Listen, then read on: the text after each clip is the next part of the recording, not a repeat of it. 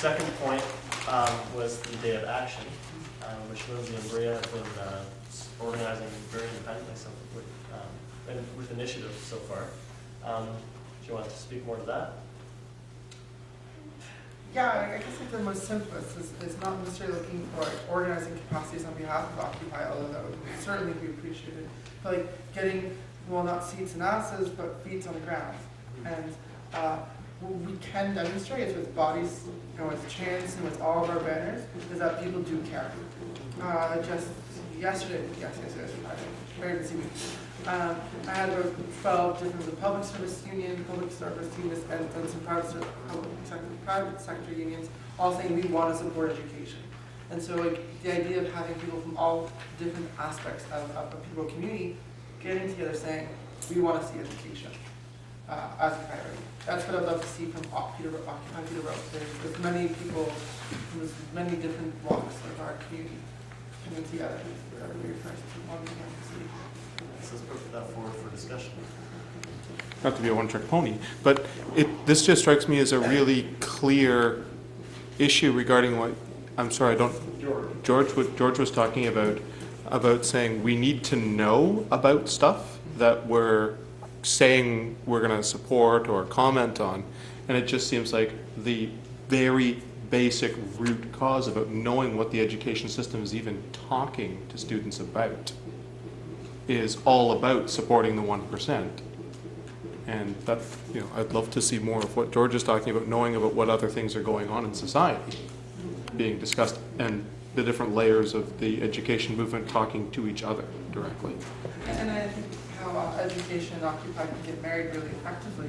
And to talk about this grant or to talk about any other different form is that this grant, the new one grant, it is a form of privatization of our post-secondary education. It's also a form of two-tiering our system.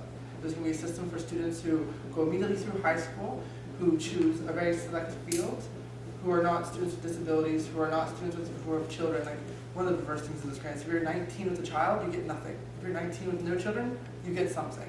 It's like, I thought parenting was expensive.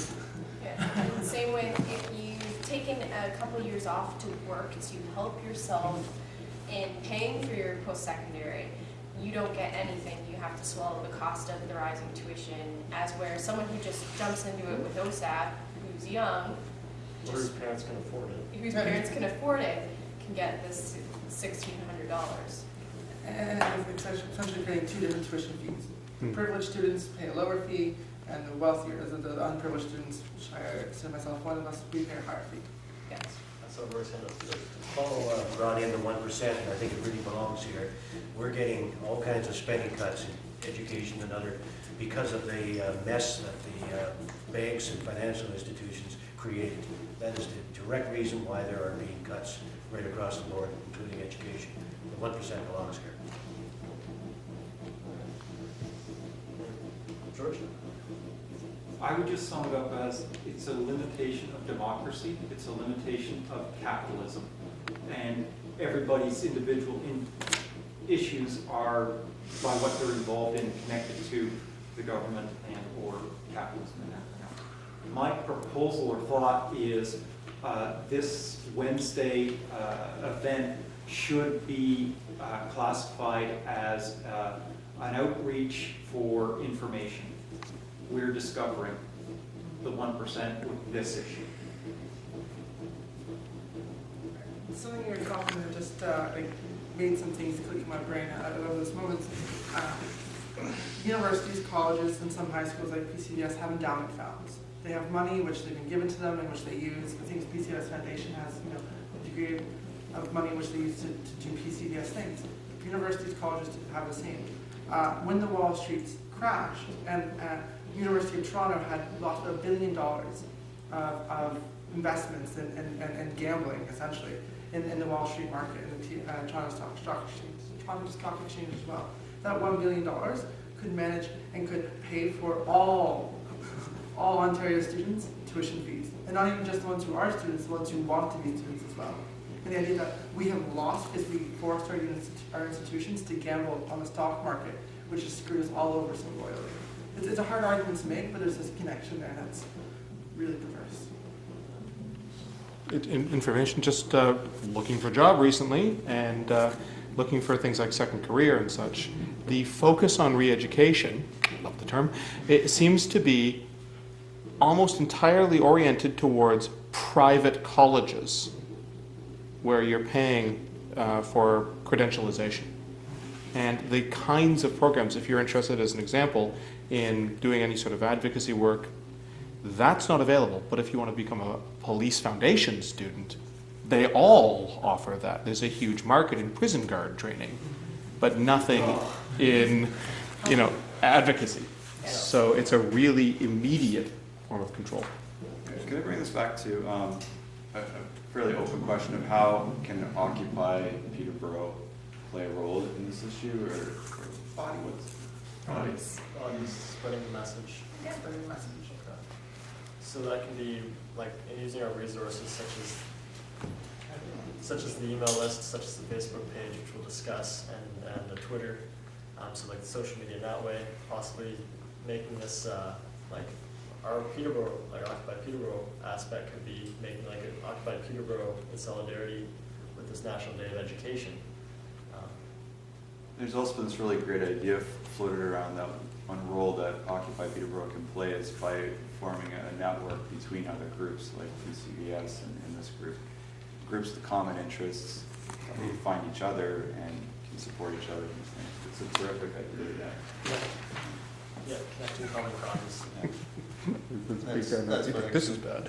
That's actually what I was going to say. I know we were talking earlier about how involving PCBS in February 1st thing, because it's starting right on their doorstep, and I think that sounds perfect. And by showing up this Wednesday, you're establishing that connection so you can empty the school as much as possible on February 1st. And I know there are people within the PCBS community who would say, yeah, we've got to start doing stuff like that. Cool. Okay. So this proposal is going to follow up with the other group, possibly. Sorry. Oh, would it be fun for me to ask like an unrelated short question? Sure. There's other business. Okay, I haven't been attending meetings before, just like I hadn't really seen any of the posters or anything. I was wondering, do we have any plans to occupy Peterborough, like physical occupation? Okay, we can talk more about that at the end. Like living in It's been discussed. It's been brought up at other meetings, but it's been tabled at this time as a proposal. That makes sense. So, okay, bringing it back to this proposal then for this National Day of Action as a way for Occupy Peterborough to connect to common causes. So the proposal is kind of A, to be in solidarity with this event that's already ongoing, but also to use our resources to promote, at the same time, same place, Occupy Peterborough, occupying education or whatnot. And so we have more GAs between now and then, so we can clarify it further. But would people like to support this event? Does that sound right? Okay. I don't see any fingers towards the ground, so consensus 2 is to make this Occupy Peterborough event using our resources and just go forward with it from here. Okay. Thank you. Go around the circle. Communications had their proposal where we mandate from GA2 on December 19th was given to pursue online resources and create them and start maintaining them, and then bring it back to the GA for implementation. So things that are already on the table are we made a Facebook page, which has got a reach of about 300 people now. It's got 40 likes and it's been talked about a little bit, but it hasn't been promoted too much yet because it hasn't been officiated. There's also the Twitter, which was created, and this is going to be, and we're hoping that these two can be shared between outreach and communications. So that would be one of them. And sorry, I'm kind of dipping into outreach's proposal a little bit, but they're completely overlap because we're going to share. We'd like to share these in the use of the central message, which we'll come up with. There's also, and then for the Gmail account, we would like to have 2 to 5 members of the communications group administrate it as a generic Occupy Peterborough email and a first point of contact.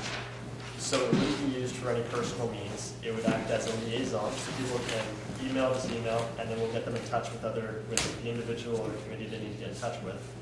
And it'll also be used to send out generic emails such as GA times, announcements of Occupy Peterborough events, and really general stuff like that, and not actually be used as like a conversation tool necessarily, except more as like a connector. So there's Facebook, Twitter, Gmail, and also the creation of a phone tree. So we'd like to start going about getting people's phone numbers who'd like to be involved in the phone tree.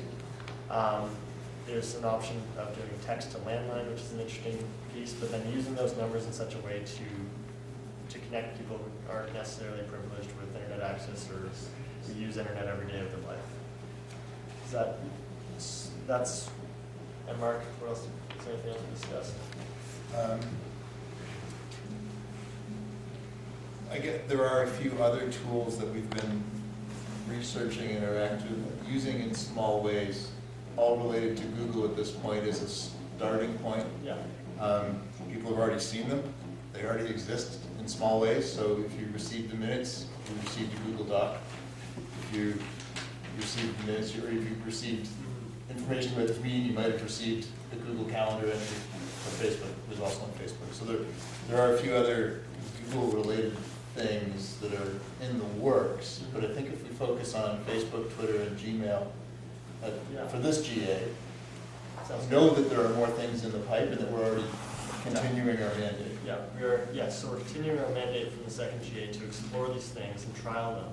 But we'd really like to get sanctioned to go forward with the Facebook, the Twitter, and the Gmail account as sanctioned Occupy Peterborough pieces. So opening up to discussion. The question that I have is, how could we receive donations? What are we as an organization going to try to achieve as the platform for managing funds? We had an issue earlier today about treasurer. I think there should be co-treasurers or something like that. But at a certain point beyond that, it was if we go and put out that we're going to ask for donations from the community. We have a point process. That seems to be an interesting issue, but an entirely unrelated issue to me. Okay, so there's And I'd like to go back to what the point on the floor was, if possible, to deal with that first. And I think that's something, like communications is interesting because we're setting up a foundation, and before we start asking people for fundraising or finance or anything like that, we really need to be able to connect first. So bring it back to the proposal. As far as connecting, I would like to suggest that you forget the idea of a phone tree. I think phone trees have been totally replaced by email. And having used lots of phone trees in years before email, they just take an enormous amount of people hours and time and energy, which has been totally replaced by email.